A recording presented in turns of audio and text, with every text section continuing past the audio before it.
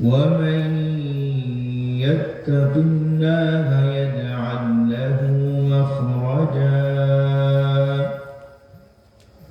صدق الله مولانا العظيم وصدق رسوله النبي الأمي الكريم ونحن على ذلك لمن الشاهدين والشاكرين والذاكرين والحمد لله رب العالمين يا ربي صل وسلم دائما أبدا على حبيبك خير الخلق كلهم दुर्फिसानी ने तेरे पत्थरों को दरिया कर दिया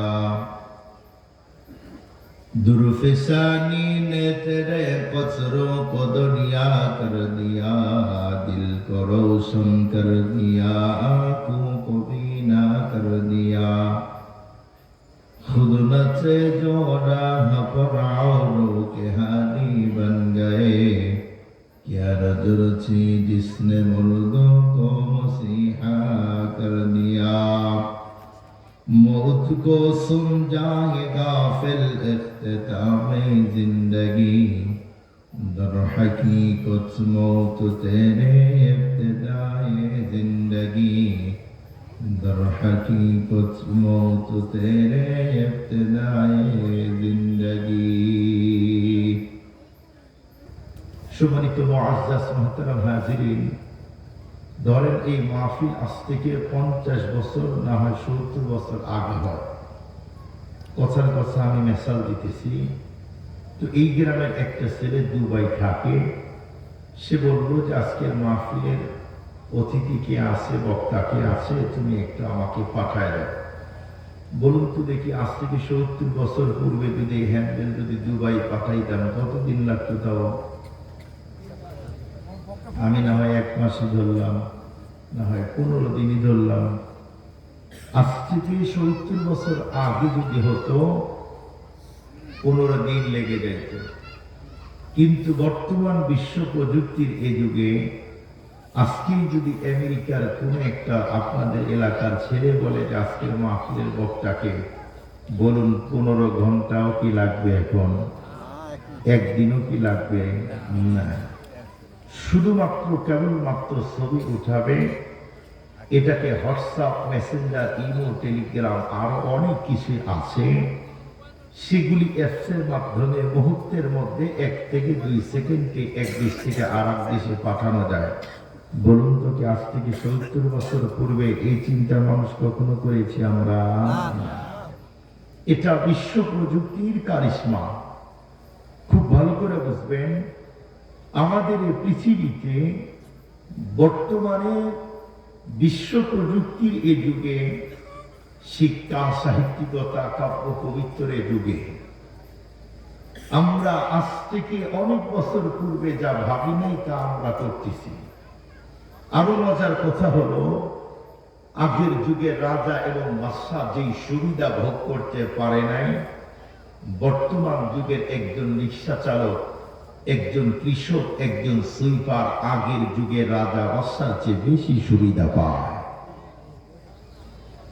প্রশ্ন করতে পারেন হুজুর এটা আবার কি বললেন রাজা বাদশার চেয়ে বেশি সুবিধা হ্যাঁ বিশ্বাস যদি না হয় আপনাদেরকে বোঝার জন্য দুইটা মেসাল দিয়ে বুঝবেন বলুন বর্তমানে কোন সুইপার হোক অথবা রিক্সা চালক অথবা কোনো কৃষক কাজ করে এসেছে খুব যেই রোদের তাপ জমিনে দিতেছে আর জমিন থেকে মনে হয় যেন আগুনের স্ফুলিঙ্গ বের হয় সেই সময় তৃষ্ণা যেন বুকটা ফেটে চৌচির হয়ে যাচ্ছে এমন মুহূর্তে কোনো কৃষক যদি বাহির থেকে এসে বেগমকে বলে আমার খুব তৃষ্ণা পেয়েছে ফ্রিজ থেকে ঠান্ডা পানি বের করে লেবু দিয়ে শরবত করে দাও বলুন তো আমরা ফ্রিজের যে ফ্রিজিং করা ঠান্ডা পানি পাই আগের যুগে রাজা বাদশা কি এগুলি পেয়েছে সত্য করে বলেন আমার কথা কি ভাষা বুঝতেছেন আমি তো দূরের মানুষ খুব ভালো করে বুঝবেন আমরা যেই ফ্রেশ ঠান্ডা পানি পাই আগের যুগে রাজা বাদশাহগুলি পায় না। আগের যুগে রাজা বাদশাদের যদি খুব বেশি গরম লাগতো, তাদের লোক সেটিং দেওয়া ছিল, ওরা হাত পাখা দিয়ে বাতাস করত। আর বর্তমান যুগের একজন সুইপার, একজন রিক্সা চালক, একজন কৃষকের অবস্থা কি? বাহির থেকে আসলে বলে সিলিং ফ্যান ছেড়ে দাও, শরীর ঠান্ডা হয় না, বলে টেবিল ফ্যান ছেড়ে দাও, তাও শরীর ঠান্ডা হয় না। তখন বলে যে ঝড় ফ্যান ছেড়ে দাও, ঝড় ফ্যান দিয়েও ঠান্ডা হয় না। পরের দিন সাহেব ঘরের মধ্যে এসি লাগায়। খুব ভালো করে বুঝবেন, তার মানে গরম লেগেছে, এখন সিলিং ফ্যান, টেবিল ফ্যান, ঝড় ফ্যান, এসি। বলুন এগুলি কি আগের যুগে রাজা বাদশা পেয়েছে? না। আগের যুগে রাজা বাদশা এক দেশ থেকে আরেক দেশে যাইতে লম্বা টাইম লেগে যাইত। আর এখন আমাদের দেশেও তো আমরা শুনেছি, আমাদের যারা মুরব্বীরা চলে গেছেন, অনেকে হজ করতে যাইতো 6 মাস, 7 মাস, 8 মাস সময় হাতে নেই। এখনো কি 6-7 মাস লাগে? কথা বলেন না কেন ভাই? এখন তো 6-7 ঘন্টা, একদিনের মধ্যেই সৌদিতে যাওয়া যায় এবং আসা যায়। সূর্য উদিত হয়, অস্তমিত হওয়ার আগেই যাওয়া যায়, আসা যায়। এগুলি বিশ্ব প্রযুক্তির কারিশমা, আগের যুগে রাজা বাদশারা পায় না। বর্তমান যুগের একজন ভিক্ষুক যে চিকিৎসা পায়, আগের যুগে রাজা বাদশারা সেই চিকিৎসাও পায় না।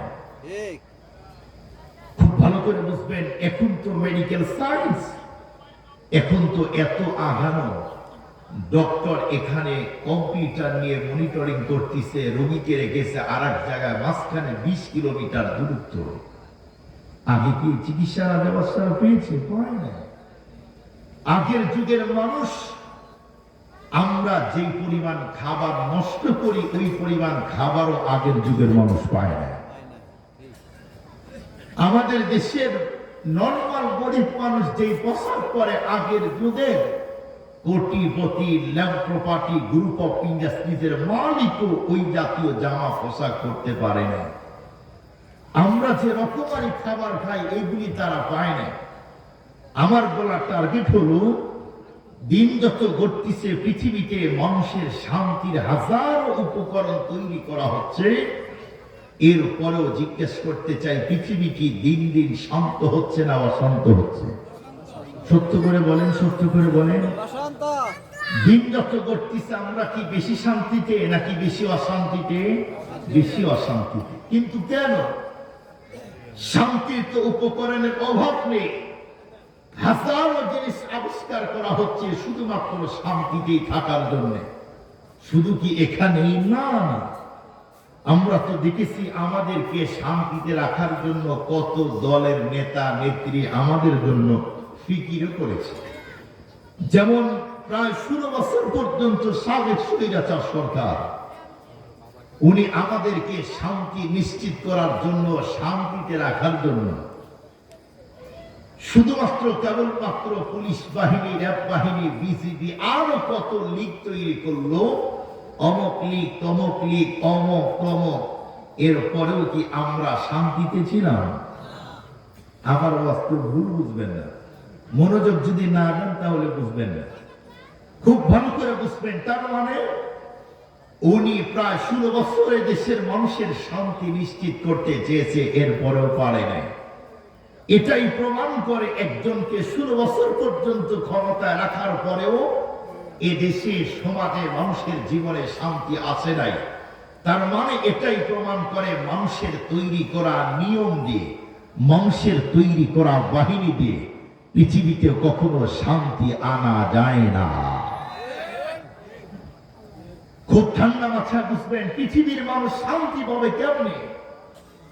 আল্লাহ যে পথে, যে রাস্তায় পৃথিবীর মানুষদেরকে শান্তি দিবে, সেই রাস্তার, সেই পথ যদি বন্ধ করে দেওয়া হয়, পৃথিবীর কোন মানুষ কখনো শান্তি পাওয়ার আশা করা পাগলামি ছাড়া কিছুই না। বিয়ে না করে যেমন বাচ্চার আশা করা পাগলামি, আল্লাহ যেই রাস্তা, যেই পথে পৃথিবীতে শান্তি পাঠাবে, সেই রাস্তা বন্ধ করে দিয়েও শান্তি পাওয়া আশা করা ওই লোকের চেয়ে বড় পাগলামি ছাড়া বই কিছু নয়। যে রাস্তা, যে সিস্টেমে আল্লাহ শান্তি পাঠাবে, এখন তো আমরা সেই রাস্তা বন্ধ করে দিয়েছি। আপনাদেরকে সহজ করে বোঝার জন্য একটা মিসাল দিই, তাহলে আপনারা বুঝবেন। ধরেন একটা মসজিদ, যে মসজিদে 4 টন এসি লাগালে অল্প টাইমের মধ্যে পুরা মসজিদটা ঠান্ডা হবে। এমনও হবে যদি এভাবে রাখা যায় পাওয়ার বেশি দিয়ে, কোন মুসল্লি মুয়াজ্জিনকে বলতেই পারে, হুজুর এসির পাওয়ার কমান না হলে কম্বল দেন। ঠিক না? ঠান্ডা বেশি হয়, পাওয়ার কমান না হলে কম্বল দেন। একটা মসজিদ যেখানে 4 টন এসি লাগাইলেই ঠান্ডা হয়, সেখানে 20 টন এসি লাগানো হয়েছে, এরপরে মসজিদ ঠান্ডা হয় না। মুসল্লি বলে, হুজুর মসজিদের ভিতরে লম্বা টাইম থাকলাম, মসজিদ ঠান্ডা হয় না কেন? নজর করে দেখে 20 টন এসি লাগানো হয়েছে, সবগুলা এসির যে মুখ আছে, ঠান্ডা বাতাস আসবে, মুখটাই বন্ধ করে দেওয়া।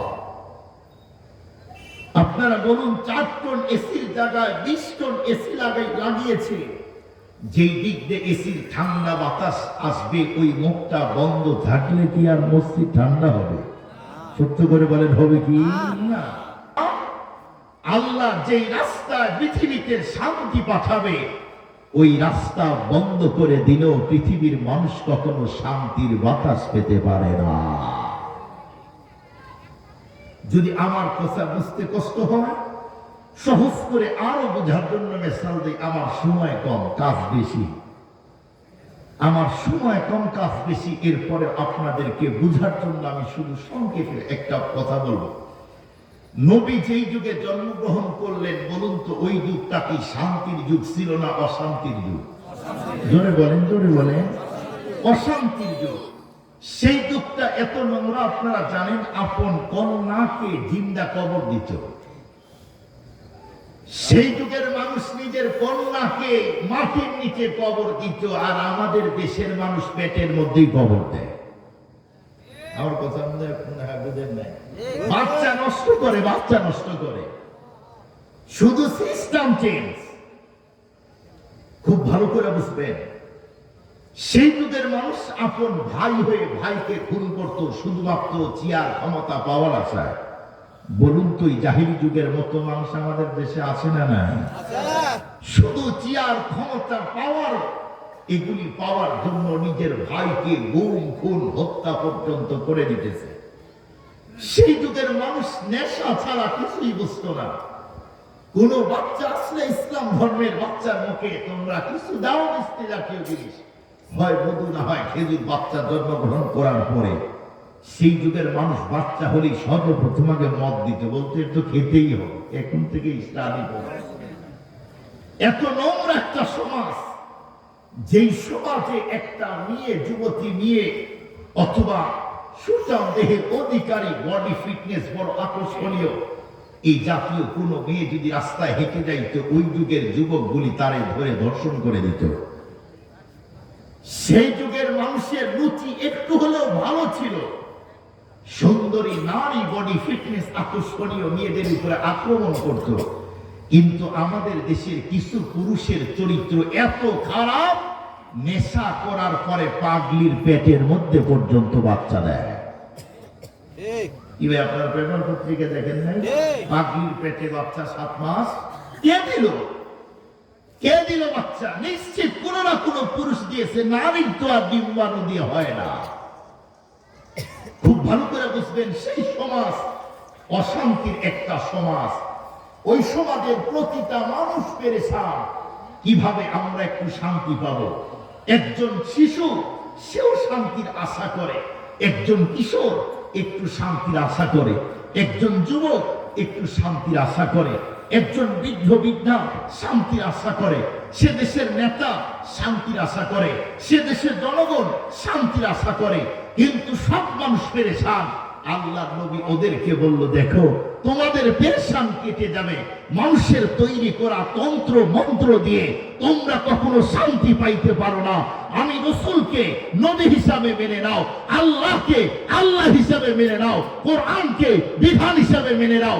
আল্লাহ অল্প দিনের মধ্যেই অশান্তির সমাজটাকে মুহূর্তের মধ্যে চেঞ্জ করে শান্তির সমাজ বানায় দিবে। মেনে নাও, চেঞ্জ কর, সিলেবাস চেঞ্জ করো। মানুষের তৈরি করা সিলেবাস দিয়ে কখনো সুখ আর শান্তি পাওয়া যায় না। ঠিক না ঠিক জোরে বলেন? মানুষের তৈরি করা সিলেবাস দিয়ে সুখ শান্তি পাওয়া যায় না। আমরা যখন ছোট ছিলাম, আমাদের ওস্তাদ যারা, তারা তো স্কুলে পড়েছে, কালেমা শিখেছে, ইমানি মুসবান মুফাসসাল শিখেছে। সেই সিলেবাস আর এখনকার সিলেবাস এক না। সেই সিলেবাসের মধ্যে একটু হলেও কোরআনের কাজ দেওয়া হতো, যেন মানুষের নীতি নৈতিকতা একটু ভালো থাকে, চরিত্র যেন ভালো থাকে। কিন্তু এখন মানব রচিত এমন সিলেবাস তৈরি করা হয়েছে, এই সিলেবাস দিয়ে কখনো আদর্শ মানুষ হওয়া যায় না। নবীজি তাদেরকে বললেন, তোমরা একটা কাজ করো, পুরা অশান্তির সমাজ আল্লাহ শান্তির সমাজ বানায় দেবে। সুবহানাল্লাহ বলেন। একটা কাজ, সেটা কি? আল্লাহ অনেক কর্মসূচি দিয়েছেন, আমি একটা মেডিসিন আপনাদের কাছে ছেড়ে দিব। নবীজির একটা মেডিসিন, নবীজি ওই সমাজে প্রথম যে মেডিসিন ছেড়ে দিলেন, সব রোগ দূর হয়ে যাবে। একটা কাজ করো, শুধু একটা কাজ। এই সমাজে নবীজি বললেন, চুরি বন্ধ হবে, জেনা বন্ধ হবে, লুটতরাজ বন্ধ হবে, শুধুমাত্র একটা কাজ। সে কাজটা কি? আল্লাহ পাক কোরআনের বিভিন্ন জায়গায় জায়গায় বলেছেন একটা কাজের কথা। যেমন আল্লাহ তাআলা বলেন, ইয়া আইয়ুহাল্লাযীনা আমানুত্তাকুল্লাহ, ঈমানদার যারা ঈমান এনেছে একটা কাজ করো, ইত্তাকুল্লাহ। যে মানুষটা আল্লাহকে ভয় করবে, সে কখনো চোখ দ্বারা বেগানা নারী দেখবে না। যে মানুষটা ইত্তাকুল্লাহ, আল্লাহকে ভয় করবে, সে মানুষকে খুন করবে না। যে মানুষটা আল্লাহকে ভয় করবে, সে অবৈধভাবে সুদের বিজনেস করতে যাবে না। কথা বলেন না? আমাদের দেশে সুদের বিজনেস করার লোক আছে না? নাই? অনেকে বলে, হুজুর দোয়া করেন, আল্লাহ খুব ভালো চালায়। কেমনে চলেন? পরে বলে, আল্লাহ চালায়, কোনো কাজকর্ম করি না। কোন শোনা যায় উন্নত মানের প্রিমিয়াম জি সুপার গাড়ি চালায়, মোটরসাইকেল ইয়ামাহা ভার্সন 3 চালায়, অথবা R15 চালায়। কি করে? বলে 50 লক্ষ টাকা এলাকার মধ্যে সুদি কারবারি করে। এটা হলো বিজনেস তার। সেই সমাজ নোংরা সমাজ, অল্প দিনে চেঞ্জ। একটা কাজ আল্লাহ পাক বলেন, ফাত্তাকুল্লাহ মাসতাতাতুম, একটা কাজ করো, ইত্তাকুল্লাহ। আল্লাহ আরো বলেন, ইয়া আইয়ুহাল্লাযীনা আমানুত্তাকুল্লাহ ওয়া কুলু কওলান সাদীদা। এখানে আল্লাহ ভয়ের কথাই বললেন। এগুলি বলতে গিয়ে আল্লাহ আরো একটা কথা বলেন, কি? আল্লাহ বলেন, আমি যে আয়াতের শেষ অংশ পড়েছি, এখানে আল্লাহ বলেন কি? ওয়া মান ইয়াত্তাকিল্লাহা ইয়াজআল লাহু মাখরাজা। হে ঈমানদার, তোমরা যদি আমি আল্লাহকে ভয় করো, তোমাদের জন্য নিষ্কৃতির মুক্তির পথ তৈরি করে দিব। সুবহানাল্লাহ। মুসলমান ভাইরা আমার কথাগুলি ঠান্ডা মাথায় বুঝবেন। অল্প টাইম আমি আপনাদের কাছ থেকে বিদায় নিব, শুধুমাত্র কেবলমাত্র একটা জিনিস বোঝানোর জন্য চেষ্টা করব। সেইটা হলো, আজকে তামাম ওয়ার্ল্ডের দিকে নজর করে দেখেন, পৃথিবীর বন্ধুরা আমার, এখন কোনো মানুষ শান্তিতে নাই। আপনি যদি বলেন একজন লোকের কোটি কোটি টাকা আছে, টাকার কোনো অভাব নাই, লোকটা উন্নত মানের গাড়িতে আছে, এমনকি উন্নত মানের বাড়িতে থাকে, আপনি একবার তার জীবনে উকি ঝুঁকি দিয়ে দেখেন, তার জীবনে অশান্তির কোনো শেষ নাই। আপনি হয়তো ভাববেন এদেশের মোল্লারা হুজুররাই মনে হয় বেশি শান্তিতে। না না, আগের যুগের আলেমরা, হাফেজে কোরআন, ওলি আব্দাল দাউস কুতুব যারা ছিল, আপনি একটু নজর করে দেখেন, তারা যেই বন্ধুরা আমার শান্তির একটা জীবন কাটিয়েছে, বর্তমান যুগের আলেম হাফেজে কোরআন আমরা ওই পরিমাণ শান্তিতে নাই। কেন কেন সব দিকে জরিপ করলে একটা জিনিস দেখা যায়, আগের যুগের মানুষগুলি যেই পরিমাণ আল্লাহকে ভয় করেছে, বলুন তো দেখি আমরা কি এখন সেই পরিমাণ আমাদের মালিকরে ভয় পাই? এজন্য আল্লাহ বলেন, এ পৃথিবীর মানুষ, তোমরা যদি একটা কাজ করো সেইটা হলো ইত্তাকুল্লাহ, একটা কাজ সেইটা হলো আমি আল্লাহকেই ভয় করো। যেই মানুষটা আমি আল্লাহকেই ভয় করবে, আমি রব্বুল আলামিন তার জন্য মুক্তির ব্যবস্থা করে দিব। সহজ করে বোঝার জন্য একটা মাত্র আল্লাহ কেমন করে মুক্তির ব্যবস্থা করে দেয়, এই জিনিসটা বোঝার জন্য একটা মাত্র ওয়াকিয়া বলি, তাহলেই বুঝবেন। নবী আলাইহিস সালাতু ওয়াস সালাম, আমরা জানি তিরোধানের পরে পৃথিবীর প্রথম খলিফা হলেন সিদ্দিক আকবর। যেই সিদ্দিক আকবরের ব্যাপারে আমার নবীজি স্পষ্ট করে বলে দিয়েছেন, আফজালুন নাসি বাদাল আম্বিয়া। সিদ্দিক আকবর হলো এই পৃথিবীর সবচেয়ে দামি এমনকি মর্যাদাপূর্ণ মানুষ। এরপরে পৃথিবীর দামি মানুষ হলেন হযরত ওমর ফারুক রাদিয়াল্লাহু তাআলা আনহু। এই ফারুক আজমের শাসন আমল যখন চলতেছিল, মক্কা এমনকি মদিনার অনেক দূরে একজন যুবক ছিল, যেই যুবকের অন্তরের মধ্যে বিশ্বনবীর মহব্বত ছিল অনেক বেশি। যুবক তো বিশ্বনবীর জন্য দেওয়ানা, পাগল। যখনই সময় পাইতো, একটু টাইম পাইলে নিজের পছন্দের ঘোড়ার উপরে আরোহণ হয়ে এরপরে আল্লাহর বান্দা যুবক তাবি তখন নবীর দেশে যাইতো। কারণ নবীর জন্য তো এই যুবকটা পাগল পারা।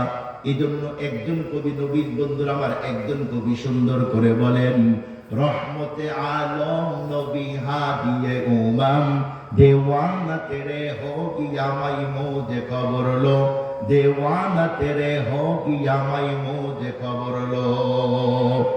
নবীজি, আমি তো আপনার জন্য পাগল পারা, একটু আমার খবর নেন না, একটু আমার খবর নেন। এক পর্যায়ে বন্ধুরা আমার, আমি সেগুলি বলতে চাই না, এক পর্যায়ে আল্লাহর বান্দা যুবক তাবি সেই মুহূর্তে বিশ্বনবী রওজার দিকে যখন ঘোড়ার উপরে উঠে রওনা দিল, অল্প কিছু রাস্তা যাওয়ার পরে তার শরীরটা ক্লান্ত পরিশ্রান্ত হয়ে যায়। এক পর্যায়ে আল্লাহর বান্দা যুবক ভাবতেছে, এই মরুভূমির পথের মধ্যে আমি চলতেছি, শুধুমাত্র একটু যদি বিশ্রামের জন্য ব্যবস্থা হতো, তাহলে আমার জন্য বড়, আমার ঘোড়ার জন্য বড় ফায়দা হয়। আমার জন্য এমনকি ঘোড়ার জন্য বড় ফায়দা হয়, কারণ শরীরটা আমার ক্লান্ত পরিশ্রান্ত। এক পর্যায়ে আল্লাহর বান্দা একটু যাওয়ার পরে নজর করে দেখলো বিশাল বড় একটা খেজুরের বাগান। আল্লাহর বান্দা যুবক সেই বাগানের মধ্যেই ঢুকে যায়। এরপরে নামার পর ঘোড়ার উপর থেকে যখন নামলো, এরপরে সেই মুহূর্তে বন্ধুরা আমার, ঘোড়ার রশিটা যখন গাছের সাথে বেঁধে দেয়, আল্লাহর বান্দা যুবক সেখান থেকে তার খাবারগুলি বের করলো। খাবারগুলি নিজের হাত দিয়ে বন্ধুরা আমার তৃপ্তি করে তখন খায়। আল্লাহর বান্দা যুবকের যখন খাবার খাওয়া শেষ, শরীরটা এখন ক্লান্ত যেমন আমার। অনেক রাস্তা বগুড়া থেকে সফর করে এসেছি, এখন খাবার খাওয়ার পরেই যেন আমার চোখের মধ্যে ঘুম ঘুম ভাব। সেই যুবকেরও এমন বন্ধুরা আমার ক্লান্ত শরীর, এখন ঘুম ঘুম ভাব।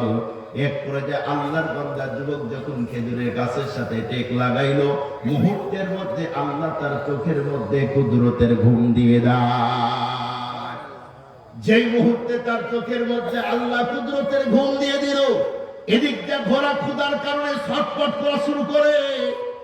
অল্প টাইম পরে যখন বন্ধুরা আমার রশি খুলে যায়, সেই মুহূর্তে ঘোড়া ফুসফুসে কোথায় গেলে একটু খাবার পাওয়া যায়। অল্প কিছু রাস্তা যাওয়ার পরে ঘোড়া নজর করে দেখলো একটা বিশাল বড় সুন্দর বন্ধুরা আমার একটা খেজুরের বাগান দেখা যায়। সেই বাগানের মধ্যে ঘোড়া ঢুকার পরে বন্ধুরা আমার গাছগুলি খাইতেছে, কারণ ছোট্ট ছোট্ট খেজুরের বাগান তো দেখতে বড় চমৎকার। অল্প টাইমের মধ্যে অনেক জায়গা বন্ধুরা আমার গাছগুলি ঘোড়া খেয়ে এমনকি পদপিষ্ট করে দেয়। এদিক দিয়ে বাগানের মালিক একজন বৃদ্ধ মানুষ, তার দুইটা সন্তান আছে। দুই সন্তানকে তখন দেখে বলল, বাবা তোমরা একটু যাও। দুই সন্তান সেই মুহূর্তে তখন দেখে বলল, বাবা এত রোদের মধ্যে কোনো অবস্থাতেই এখন যাওয়া যায় না। কারণ হলো সূর্য এমন ভাবে জমিনের উপরে তাপ দিতেছে, মনে হয় যেন জমিন থেকে আগুনের স্ফুলিঙ্গ এখন বের হয়।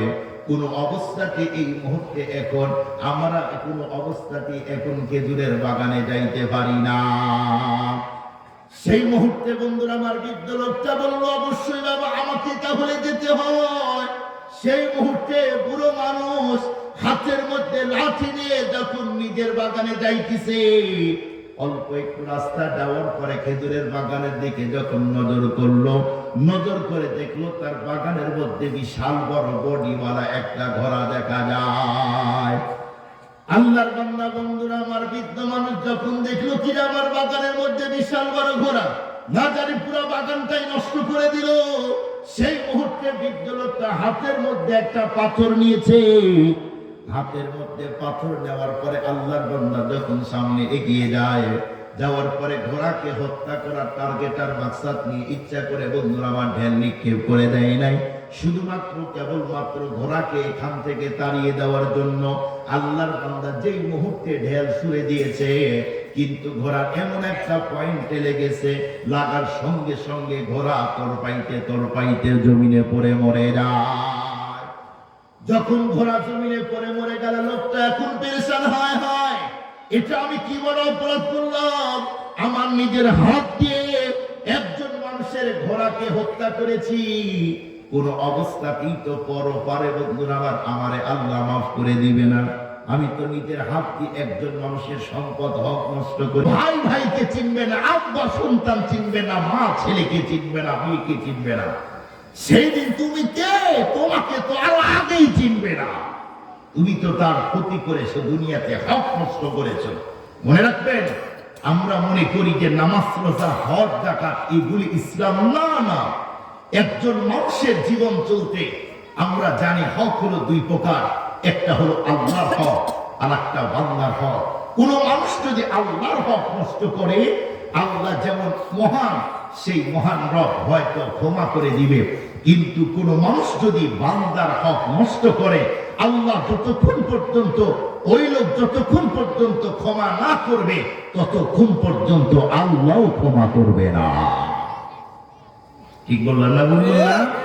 অথচ আমাদের দেশে দেখবেন মানুষ হকের ব্যাপারে সিরিয়াস গাফেল, অথচ একজন মানুষের জীবন চলতে যেই প্যাকেজ দরকার, ইসলাম ইস্তাফুল প্যাকেজ করে আল্লাহ দিলেন, তোমাকে যে প্যাকেজ দিলাম এটা মানো, এভাবে চলো। নামাজ, রোজা, হজ, যাকাত এগুলি ইসলাম শুধু নয়, এর মধ্যে আরো অনেক জিনিস আছে, সবকিছু একটার মধ্যে একটা মানুষের চলতে। অথচ আমাদের দেশের মানুষ, একজন মানুষে আর একজনের হক নষ্ট করতে আমরা ভয় পাই না। বলবেন হুজুর কি আমরা অনেকের হক নষ্ট করি? দেখেন আমি বলি একটা দুইটা, আমাদের দেশে অনেক মুদিখানার দোকানদার আছে। এই মুদিখানার দোকানদারের কাছে যদি কেউ 500, 1000, 5000 বাকি খায়, মুদিখানার দোকানদারের কাছে যদি বলে ভাই আরো কিছু বাকি দাও, কি বলে? আগের টাকা দাও। এটা বলে কি বলে? আগের টাকা পরিশোধ করো। সেই সময় বলে আরে দিব তো, আমি তো দিব না, এটা তো বলি নাই।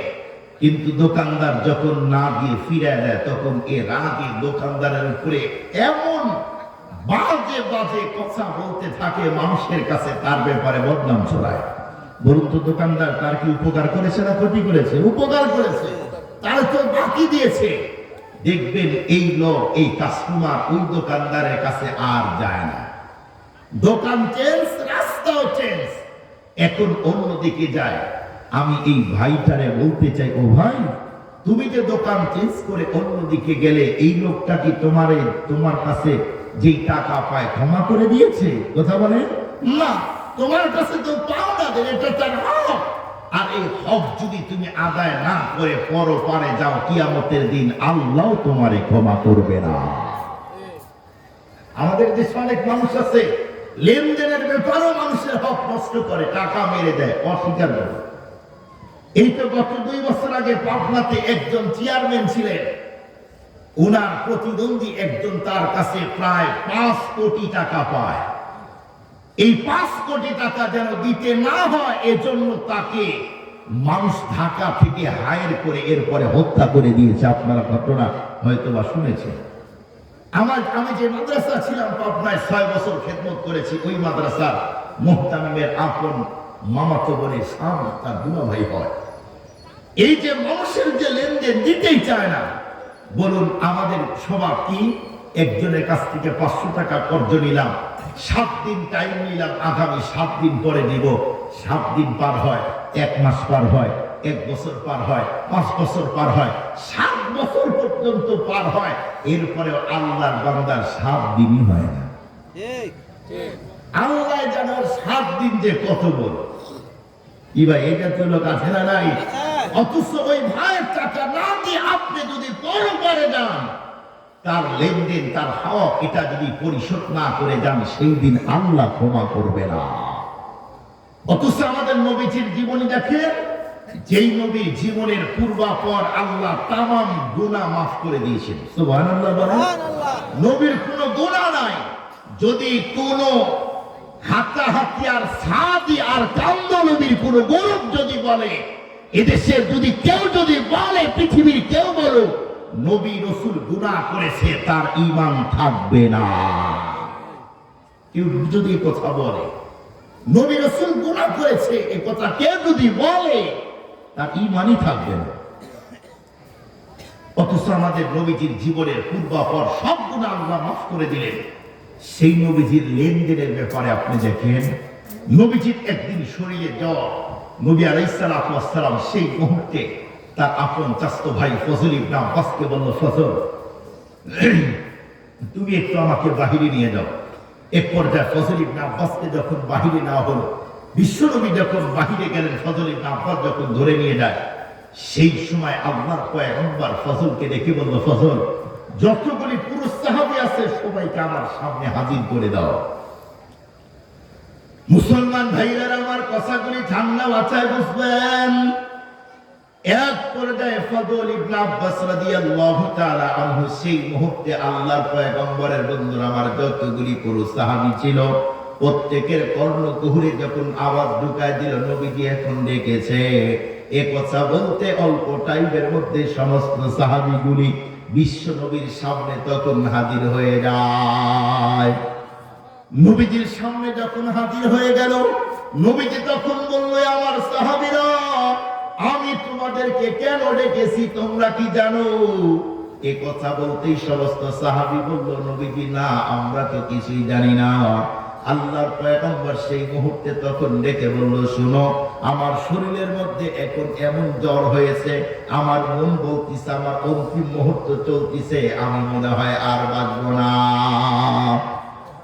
নবী এ কথা বলতেই সাহাবীরা বন্ধু আমার যখন কান্না শুরু করলো, নবী বলেন কি, আপনি যদি আমাদের কাছে না থাকেন আমরা কেমন করে চলবো? আপনার চেহারা না দেখলে আমরা একটা মুহূর্তেও থাকতে পারি না।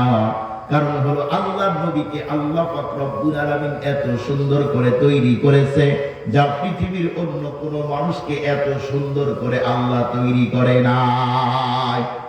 এজন্যই তো কবি বলেন, সারে দুনিয়া তুই কিয়া মাই মিসলে তু দেখা নেহি, तेरे मानिन खूबसूरत चंद भी होता नहीं, उसने ईसुबदो में ईसायत बैदारी, आज खूबा हमदारम तू तन्हादारी, उसने ईसुब से फदूतर है रसूलुल्लाह का, हाय ए नूर चश्मे याकूब और ए नूरुल्लाह का, ईसा तुझे खालिक ने तेरा दार बनाया, ईसुब को तेरे दार बनाया।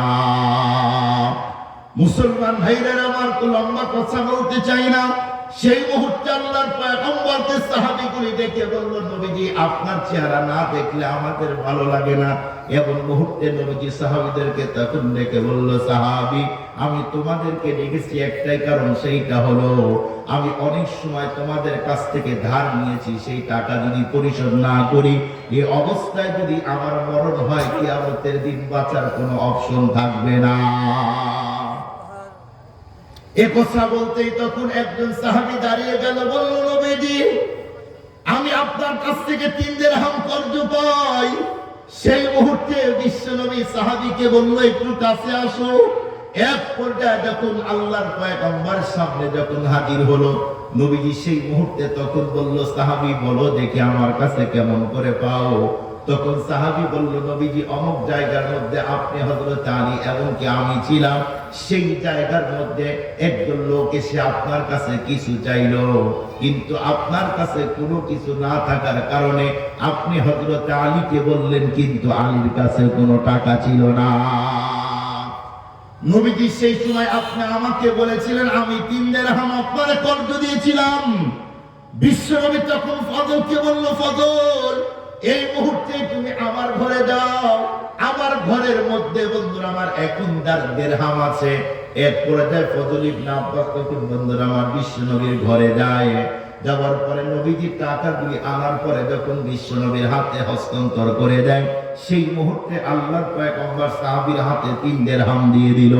এরপরে নবীজি আবার সাহাবীদেরকে বলল, সাহাবী আমি যদি কাউকে আমার জবান দ্বারা আঘাত করে থাকি, আজকে তোমরা তোমাদের জবান দ্বারায় আমি পয়গম্বরকে আঘাত করে গালি দিয়ে অথবা বকা দিয়ে এটার বদলা নিয়ে নাও।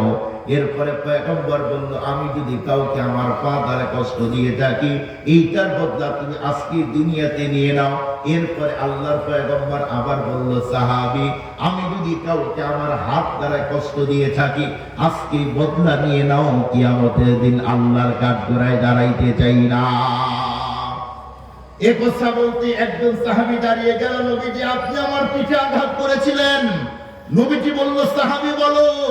সেই মুহূর্তে বলল, নবীজি অমুক যুদ্ধের ময়দানে আমি আপনার একদম নিকটেই ছিলাম, সেই মুহূর্তে আপনি লাঠি ঘুরাইতে গিয়ে সেই লাঠির মারি আমার পিঠে পড়ে যায়। নবীজি সেই দিন আমি এত কষ্ট আর ব্যথা পেয়েছিলাম আপনারে বুঝাইতে পারবো না, কিন্তু সেই দিনের ওই লাঠির বদলা আঘাতটা আজকে আপনার পিঠের উপরে আঘাত করে এটা আমি পরিশোধ করতে চাই। এ কথা বলতেই বিশ্বনবী সেই মুহূর্তে ফজলকে দেখে বলল, ফজল যুদ্ধের লাঠি তো আমার কাছে নয়, আমার কন্যা ফাতেমার ঘরে আছে। এক পর্যায়ে ফজল সেখান থেকে বন্ধুরা আমার বিশ্বনবীর মেয়ে কন্যার কাছে গেল। যাওয়ার পরে ফাতেমাকে বলল, ফাতেমা যুদ্ধে সেই লাঠি দিয়ে দাও। হযরতে ফাতেমা তখন দেখে বলল, ফজল জানতে চাই বলো দেখি যুদ্ধের লাঠি আমার বাবা কি করবে? কারণ হলো এখন তো আমার বাবার পুরা শরীরের মধ্যে জ্বর, শুধু তাই নয় এখন তো যুদ্ধের কোনো মৌসুম নয়, আমার বাবা তাহলে যুদ্ধের লাঠি দিয়ে এখন কি করবে? মুসলমান ভাইরা আমার এক পর্যায়ে তখন ফজল দেখে বলল, ফাতেমা এমন এমন ঘটনা, পুরা ঘটনায় যখন বলেছে, এক পর্যায়ে ফাতেমা তখন ঘরের মধ্যে হতে তখন বন্ধুরা আমার যুদ্ধের লাঠি বের করে দেয়। এরপরে ফজল ইবনে আব্বাস তখন সেখান থেকে দৌড়িয়ে নবীজির কাছে যায়। অল্প একটু বন্ধুরা আমার যাওয়ার পরে ফজল চোখের পানিগুলো ছেড়ে কান্না করে আর আল্লাহর কাছে দোয়া করে রব্বুল আলামিনকে ডেকে বলছে, আল্লাহ যেই নবীর শরীরের উপরে তুমি সূর্যের তাপ দেওয়া হারাম করেছো, তুমি যেই নবীর শরীরের উপরে মশা মাছি পড়া হারাম করেছো, সেই নবীর পিঠের উপরে একজন সাহাবী আঘাত করবে আমি ফজল মানতে পারি না। এরপরেও বিশ্ব নবী অর্ডার দিয়েছে। ফজল ইবনে আব্বাস সেখান থেকে বন্ধুরা আমার নবীর কাছে যখন যায়, এদিকটা ফাতেমা রাদিয়াল্লাহু তাআলা আনহা বন্ধুরা আমার তার 2টা সন্তান হযরতে হাসান আর হুসাইনকে তখন ডেকে বলল, কই তোরা এদিকে আয়। এক পর্যায়ে হাসান আর হুসাইন যখন বন্ধুরা আমার ফাতেমার কাছে আসলো, সেই মুহূর্তে ফাতেমা 2 সন্তানকে ডেকে বলল, শোন এই মুহূর্তেই তোরা যাবি, কোনো অবস্থাতেই যেন তোর নানার পিঠে আঘাত না পড়ে, প্রয়োজনে তোরা 2 ভাই জীবন দিয়ে দিবি, তোরা পিঠটা এগিয়ে দিবি, এরপরে যেন আমার বাবার পিঠে আঘাত না পড়ে। এ কথা বলে যখন হাসান আর হুসাইনকে পাঠিয়ে দেয়, হাসান আর হুসাইন বিশ্বনবীর কাছে দৌড়িয়ে দেয়, একবার পরে আবার উঠে, আবার পরে আবার উঠে। এভাবে অল্প টাইমের মধ্যে যখন হাসান আর হুসাইন নবীর কাছাকাছি গেল, এদিক দিয়ে পয়গম্বর ফজল ইবনে আব্বাসকে তখন বলল, ফজল যাও, এই মুহূর্তে যে সাহাবীর পিঠের উপরে আমি আঘাত করেছিলাম তার হাতে লাঠি দিয়ে দাও। এক পর্যায়ে বন্ধুরা আমার সাহাবীর হাতে যখন লাঠি দেওয়া হয়, সাহাবী সেই মুহূর্তে বিশ্ব নবীকে এখন আঘাত করবে, এই জন্য যখন প্রস্তুতি নিচ্ছে, হযরতে সিদ্দিক আকবর হযরত আবু বকর বন্ধুরা আমার দৌড়িয়ে গিয়ে আসলো। আসার পরে নিজের পিঠটা এগিয়ে দিয়ে তখন বলল, সাহাবী, আমি আবু বকরের পিঠটা কি চয়েস হয় না? আমাকে মারতে মারতে তুমি রক্তাক্ত করে দাও, এরপরে নবীর পিঠে আঘাত দিও না। আবু বকর সিদ্দিক দেখে বলল, শুনো সাহাবী, শুনো, আমার সামনে আমার বিশ্ব নবীকে কেউ আঘাত করবে, আমি আবু বকর মানতে পারি না।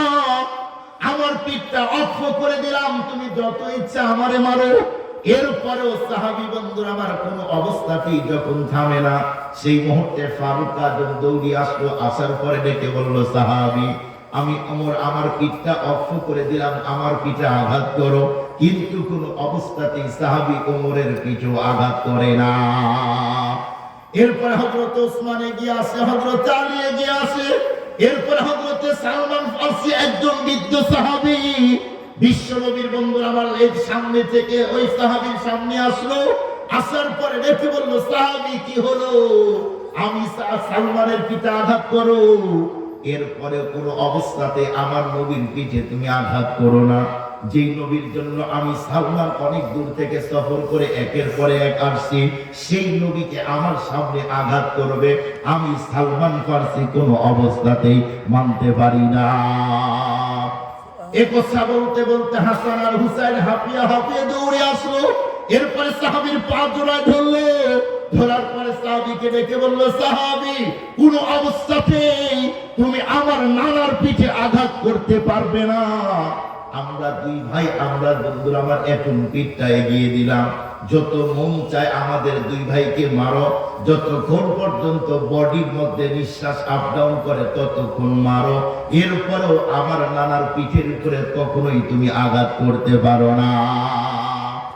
শুধুমাত্র কেবলমাত্র এগুলি কথা বলতে বলতে আল্লাহর নবী তখন বলল, সাহাবী, তুমি কারো কথাই শুনো না, আমি যেহেতু নিজের হাত দিয়ে তোমার পিঠে আঘাত করেছি, এজন্য তুমি আমার পিঠে এখন আঘাত করো।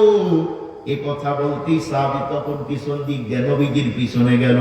যাওয়ার পরে বলল, নবীজি, যুদ্ধের ময়দানে আমার পরনের মধ্যে কোনো বস্ত্র, কোনো কাপড় ছিল না, কিন্তু আপনার বডির মধ্যে কাপড় আছে, এই মুহূর্তে আপনার পিঠটা এখন ফাঁকা করে দেন। যেই মুহূর্তে নবীজি পিঠটা বন্ধুরা আমার কাপড় খুলে দিল, যখন পিঠটা ফাঁকা করেছে, সমস্ত সাহাবীগুলি হাউমাউ করে কান্না করতেছে। সবাই ভাবতেছেন, না জানি সাহাবী এখন নবীজির পিঠের উপরে আঘাত করে নবীজিকে এখন মারবে, কোন অবস্থাতেই মানতে পারে না। এক পর্যায়ে বন্ধুরা আমার সাহাবী যখন লাঠি উপরে উঠাইলো, আবু বকর চিৎকার দেয়, ওমর চিৎকার দেয়, হযরত আলী, সালমান, খুবাইব চিৎকার দেয়, এই সাহাবী, তুই কি পাগল হয়েছিস নাকি? এখন নবীর পিঠে আঘাত করবি? না না, এইটা কোন অবস্থাতেই আমরা কিন্তু বরদাস্ত করতে পারি না। এক পর্যায়ে আল্লাহর পয়গম্বরের সাহাবী তখন লাঠি নিচে ফেলে দিল, এরপরে তার জবান দিয়ে আল্লাহর পয়গম্বরের মোহরে নবুয়তে চুমা দিয়ে দেয়। আল্লাহু আকবার, বলেন আল্লাহু আকবার। যখন নবীর পিঠে চুমা দিলেন, এরপরে নবী আলাইহিস সালাতু ওয়াস সালাম বলল, সাহাবী, কি হলো? তুমি না আমাকে মারবে, আমি বস্ত্রহীন করে দিলাম, এরপরে তুমি মারলে না, তুমি মারবে জন্য যুদ্ধের সেই লাঠি নিয়ে আসলাম। সাহাবী চোখের পানি ছেড়ে বলে, ইয়া রাসূলুল্লাহ, আমি আপনাকে কি করে মারবো? আপনার জন্য আমার জীবন তো উৎসর্গ করে দিব। ওগো নবীজি, আমি সাহাবী, আমার সামনে যদি আপনাকে কেউ মারবে, গালি দিবে, বকা দিবে, আমি তো তা সহ্য করতে পারবো না। আর আমি সেই সাহাবী হয়ে আপনার বডিতে আঘাত করব, আপনি ভাবলেন কেমনে? নবী বলল, তুমি না মারার জন্যই পিছনে আসলে।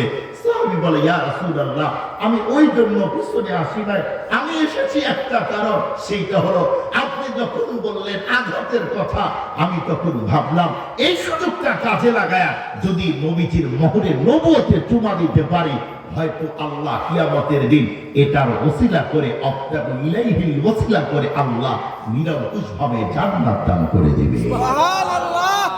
নবীজি এই জন্য চুমা দিয়েছে। আমি ঘটনা দিয়ে মাঝখানে বললাম শুধু একটা পয়েন্ট আউট করার জন্য। নবী আলাইহিস সালাতু ওয়াস সালাম কি বললেন? কেউ যদি আমার কাছে কিছু পাও বলো, পরিশোধ করতে চায়। নবীজি বলল, আমি যদি কাউকে হাত দ্বারায়, মুখ দ্বারায়, পা দ্বারা আঘাত করি, বলো, এটা দুনিয়াতে এটা মিউচুয়াল করতে চাই, পরে আল্লাহর কাঠ গড়ায় দাঁড়াইতে চাই না। অথচ আমাদের দেশের মানুষ হাত, মুখ, পা এগুলি দিয়ে আঘাত করে কি করি না, বৃদ্ধ লোক চোখের পানি ছেড়ে কামনা করতেছে, হায় হায় আমি কি করলাম, মানুষের ঘোড়া, মানুষের হক এটা আমি নষ্ট করে দিলাম। কিয়ামতের দিন আল্লাহর কাছে কি জবাব দিব আমি? এ পেরেশান, এ হয়রান। অল্প কিছু টাইম পরে যুবকের ঘুম ভেঙে যায়। যুবক ঘুম থেকে উঠার পরে দেখে যেই জায়গায় ঘোড়া বেঁধে রেখেছে সেই জায়গায় ঘোড়া নাই। বলুন তো, এই দেশের অনেক গরিব বাবার গরিব ছেলে মায়না করে 5 লক্ষ টাকার R15। R15 নেওয়ার জন্য খুব বায়না। বাবা চিন্তা করে জায়গা জমি ঘর বাড়ি তো সবই তার, প্রয়োজনে 1 বিঘা জমি বিক্রয় করে গাড়ি কিনে দেয়। এমন হয় কি হয় না? অনেক জায়গায় খবর তো আমরা পাই, বাবার জায়গা বিক্রয় করে গাড়ি কিনেছে। তো এই ছেলে গাড়ি কিনলো, ধরেন গাড়ি ওই রাস্তায় রেখেছে, ভিতরে কোনো কাজে এসেছে, আসার পরে কাজ শেষ করে যখন গিয়েছে, এখন যদি দেখে ওই গাড়ি নাই, এখন কি আনন্দ না কষ্ট? শুধু কষ্ট না, যুবক এমন কান্না শুরু করবে যার কান্নার সিস্টেম দেখে কোনো মানুষের চোখে পানি থাকবে না। কারণ বাবার জমি বিক্রয় করে নিয়েছে। এই যুবক অনেক টাকা ব্যয় করে একটা ঘোড়া কিনেছে, সেই ঘোড়া এখন মরে গেছে। যুবক হয়রান, সেই ঘোড়া কই খুঁজতেছে, খুঁজতে খুঁজতে এক পর্যায়ে নজর করে দেখে এক বাগানের মধ্যে তার ঘোড়া মরে আছে, একজন বৃদ্ধ লোক দাঁড়িয়ে আছে।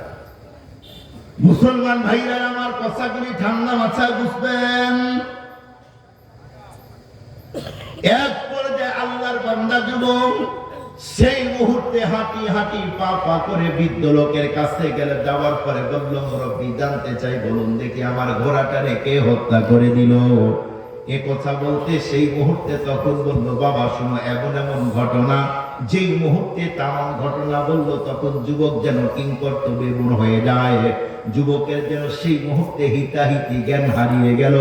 সেই মুহূর্তে যুবক বৃদ্ধ লোকটাকে ধরে যখন ঝাঁকুনি দিয়েছে, অল্প টাইমের মধ্যে যুবকের হাতের মধ্যে তখন বৃদ্ধ লোকটা মরে যায়। যেই মুহূর্তে বন্ধুরা আমার এই বুড়া মানুষটা বুড়া মানুষটার মরণ হলো, যুবক এখন ভাবতেছে, হায় হায় আমি এটা কি করলাম? নিজের হাত দিয়ে মানুষ হয়ে আর একজন মানুষকে খুন করলাম।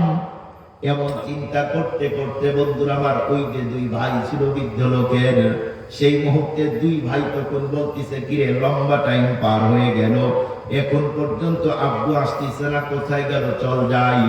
এক পর্যায়ে 2 ভাই যখন বন্ধুরা আমার বাগানের দিকে আসলো, অল্প রাস্তা আসার পরে নজর করে দেখে তাদের বাগানের মধ্যে অপরিচিত সুঠাম দেহের অধিকারী, দেখতে বড় চমৎকার সুন্দর একজন যুবক তাদের বাগানে দেখা যায়। যুবক তারা দেখার পরে খুব দ্রুত 2 ভাই হেঁটে আসলো। আসার পরে বলল, যুবক বলো দেখি আমাদের বাগানের মধ্যে ঘোড়াকে কে মারলো? এই ঘোড়ার পাশে আমার বাবার ডেড বডি পড়ে আছে, আমার বাবাকে বা কে মারলো? এ কথা বলতেই তখন বন্ধুরা আমার যুবক তামাম ঘটনাই যখন বলে দেয়, সেই মুহূর্তে 2 ভাই তখন যুবকের হাতটা টান টান করে ধরলো। এরপরে যুবককে তখন ডেকে বলছে, যুবক তুমি ইচ্ছা করে আমার বাবাকে হত্যা করেছো, কোনো অবস্থাতেই তোমার মুক্তির ব্যবস্থা নাই। যুবককে ধরে বলল, যুবক এখনই তোমার ফাঁসি হবে, তোমার রায় হবে। বর্তমানের খলিফা আমিরুল মুমিনিন হযরত ওমর ফারুকের কাছে এখন তোমাকে নিয়ে যাব। এক পর্যায়ে সেখান থেকে ফারুক আজমের কাছে যখন বন্ধুরা আমার নিয়ে যাওয়া হয়, ফারুক আজমকে সেই মুহূর্তে তখন ডেকে বলল, আমিরুল মুমিনিন, এই যে যুবককে ধরে নিয়ে আসছি, এই যুবক নিজের হাত দিয়ে আমার বাবাকে হত্যা করে দিয়েছে। এ কথা বলতেই ফারুক আজম তখন বলল, যুবক সত্যি করে বলো দেখি তুমি তার বাবাকে হত্যা করেছো কিনা? যুবক তখন ডেকে বলছে, আমিরুল মুমিনিন, হ্যাঁ হ্যাঁ আমি নিজের হাত দিয়ে হত্যা করেছি। ফারুক আজম বলল, যুবক তুমি কি জানো মানুষ হত্যা করলে শাস্তি কি হয়? সেই মুহূর্তে যুবক বলল, হ্যাঁ আমি তো জানি, মানুষ হত্যা করলেই তো বন্ধুরা আমার হত্যার বিচার হয়, মানুষকে হত্যা করে দেওয়া। ফারুক আজম সেই মুহূর্তে তখন বলল, যুবক তোমাকে এখন ফাঁসি দিয়ে দিব। এর আগ মুহূর্তে ফারুক আজম তখন বলল, যুবক তোমার দিলের মধ্যে কোনো তামান্না আছে কিনা জানতে চাই। মৃত্যুর আগ মুহূর্তে যদি তোমার দিলে কোনো বৈধ কোনো তামান্না থাকে, আমি ফারুক আজম তোমাকে সেই তামান্না পূরণ করার সুযোগ দিয়ে দিব। এ কথা বলতেই বন্ধুরা আমার যুবক তখন বলছে, আমিরুল মুমিনিন, আমার অনেকগুলি ফ্রেন্ড সার্কেল, আমার বন্ধু আছে, আমি তাদের সাথে শেয়ারে বিজনেস করি, তাদের অনেকগুলি টাকা আমার কাছে আমানত আছে, তাদের টাকাগুলি মৃত্যুর আগ মুহূর্তে যদি পরিশোধ করে না যায়, কিয়ামতের দিন কোন অবস্থাতে আমার বন্ধুগুলি ছাড়বে না। ফারুক আজম সেই মুহূর্তে তখন যুবককে ডেকে বলল, যুবক যাও, এই মুহূর্তে তোমাকে আমি যাওয়ার জন্য অনুমতি দিব, শর্ত হলো তুমি যদি এখান থেকে যাও, আবার যদি ব্যাক করে না আসো, তাহলে তোমার জায়গায় ফাঁসি দিব। কাকে? এই জন্য তোমার জায়গায় একজন তুমি এখন জামিন রেখে যাও। এক পর্যায়ে ফারুক আজমকে যুবক বলল, আমিরুল মুমিনিন, আমার তো এখানে আপন কেউ নাই। বলল, ওই যে দেখো নবীর অনেক সাহাবী তাবী দেখা যায়।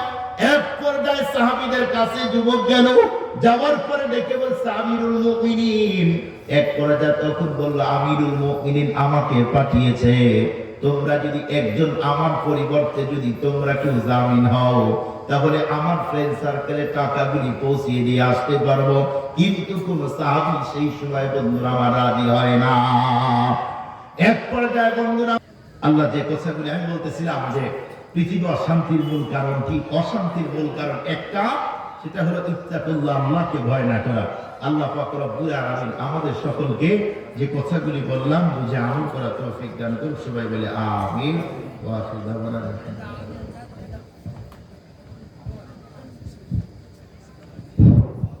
আলহামদুলিল্লাহ, আল্লাহ পাকের শুকরিয়া। মাগরিবের পর থেকে প্রায়